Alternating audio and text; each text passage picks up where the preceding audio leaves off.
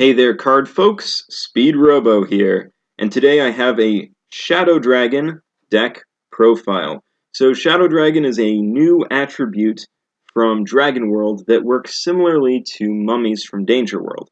You can have any number of Shadow Dragon in your deck, and having more Shadow Dragons in your drop yields you benefits. So let's get started with the monsters, starting with the size 0. 22 Shadow Dragons. So the reason why you want so many is that everything is built around having a whole bunch of these guys in the drop zone. Even its core ability, Call for Friends, focuses on having a bunch of Shadow Dragons in your deck / your drop.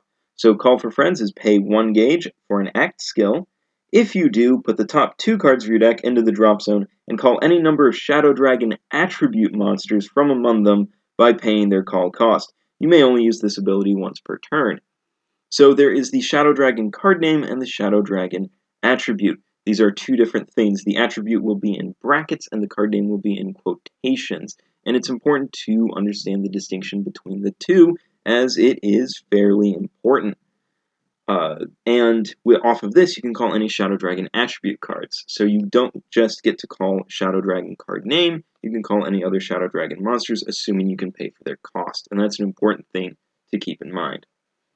There are no size 1s in this deck, so what's next is the size 2s, and I run 4 copies of Dread Shadow Dragon. A 2/3/1 size 2 with the call cost of put a Shadow Dragon from your field into this card's soul, and 5 Shadow Dragon, this is all card name, keep in mind, 5 Shadow Dragon from the drop zone into this card's soul and pay 3 gauge. So you have to have 5 Shadow Dragon card name in your drop and 1 Shadow Dragon card name on your field in order to even call this. All Shadow Dragon attribute on your field gain 2,000 power for each Shadow Dragon card name in this card's soul. Penetrate, Soul Guard, and Lifelink 2. So this buffs your entire field, including your item, which is a Shadow Dragon attributed item, so it does gain the buff as well. This allows you to get over big, bulky monsters such as Prism Dragon with ease. Size 3s are next. I only run 1 copy of Inexhaustible Dragon Lord of Shadow Dragons, a 3/2/1 size 3 with Penetrate, Double Attack, Soul Guard, and a lifelink of 3. Call cost, put a Shadow Dragon card name from your field and 9 Shadow Dragon card name from your drop zone into this card's soul and pay 3 gauge. All Shadow Dragon on your field gain power plus 3,000 for each Shadow Dragon in this card's soul, so it's very similar to the size 2, but it also has double attack as well and gives a little extra power bump. So if you need your size 0s to be at 31,000 power, you can make that happen. However, I generally find him to be unnecessary when Dread Shadow Dragon exists. So if you want to spend the extra buckaroos to get an Inexhaustible Dragon, Lord of Shadow Dragons, you can. He is a little bit harder to call, however, over Dread Shadow Dragon, and Dread Shadow Dragon is cheaper to purchase, and all those reasons are why I prefer Dread Shadow Dragon. Easier to call, cheaper to get, harder to call, more expensive. And the last size 3 is the boss of the deck, Anata over Shadow Dragon, a 4/1/1 size 3. Call cost, put a Shadow Dragon card name from your field and 6 Shadow Dragon card name from your drop zone into this card's soul and pay 4 gauge.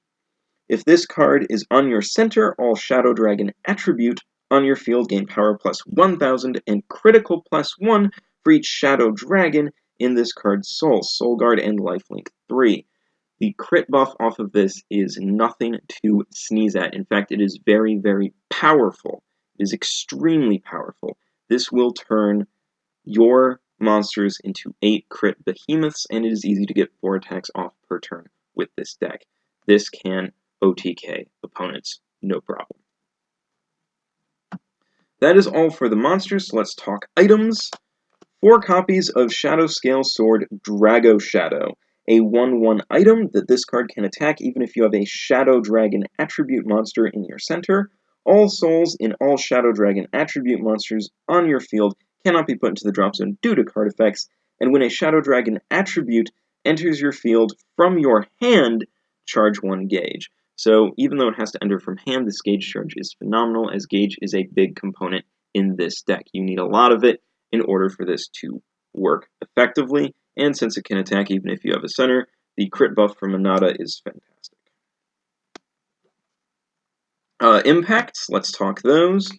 4 copies of Shadow Dragon Art's Diving Shadows.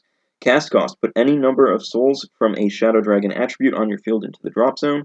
Counter, choose cards on your opponent's field up to the number of cards put into your drop zone due to this card's cast cost, and destroy the chosen cards. You gain life and deal damage to your opponent equal to the number of cards destroyed. This is a fantastic way to clear your opponent's field, and honestly, I absolutely love seeing field clear impacts like this.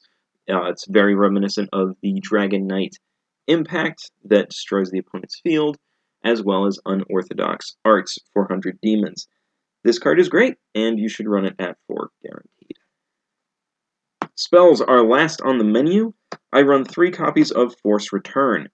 Force Return does have a recent errata that allows you to only cast it once per turn, but this card is still very solid for this deck. Return all of your monsters from the field to your hand, and you gain 1 life. So when you have a field of Shadow Dragons, and you're done using their Call for Friends, and you want to get some more gauge because you have your item equipped, cast Force Return, they return to hand, call, charge a gauge, call, charge a gauge, call, charge a gauge, call for friends, call for friends, call for friends. That's the combo. Next spell, 2 copies of Dragonic Loop. You may only cast this during an attack on a size 2 or less monster on your field. Counter, return those monsters to your hand, and put the top card of your deck into your gauge. So when your opponent attacks one of your Shadow Dragons, cast Dragonic Loop, goes back into your hand, and you effectively get 2 gauge, because when you call it again, your item gives you another gauge.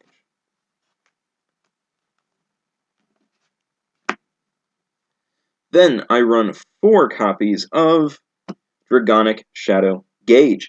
Put up to 5 Shadow Dragon monsters from your deck into the drop and shuffle your deck. If you put 5, charge 3 Gauge. This card is absolutely essential, and you really need to see it in your opening hand in order for your deck to operate smoothly. And the reason why is because all of your big monsters, while they can be called off of Call for Friends, they do require a sizable number of Shadow Dragons in your drop and a sizable number of Gauge in order to put into play. Dragonic Shadow Gauge gets you both. And the last spell is 2 copies of Ball Rescue. Choose and use one of the following 2. Put the top 2 cards of your deck into your gauge. If you have a monster with Ball Dragon in its card name on your field, return up to 1 Sun Dragon monster from your drop zone to your hand. You will never be using the second effect, and I run this just for the first effect. Now, Dragonic Charge, or whatever is called out of Trial Deck 1, would be a better fit in this slot. Just something else to charge Gauge, and you're good. Doesn't have to be Ball Rescue, could be anything. So that is the deck. I also went over some of the key combos. You want a Dragonic Shadow Gauge, Shadow Dragon, have the item equipped, have a ton of Gauge. Hopefully you'll be milling Anata or Dread, and then you can call it to your field off of Call for Friends and just end your opponent. This deck has a lot of potential to be very, very powerful, I feel. But overall, it's just a really fun deck to play. It's got a lot of gimmicks. It's got a lot of lol WTF moments in it, and I really enjoy playing it. So I've been Speedrobo. Thank you for watching. If you liked what you saw, drop a like, drop a comment. I'd love to hear from you guys, and I will see you later.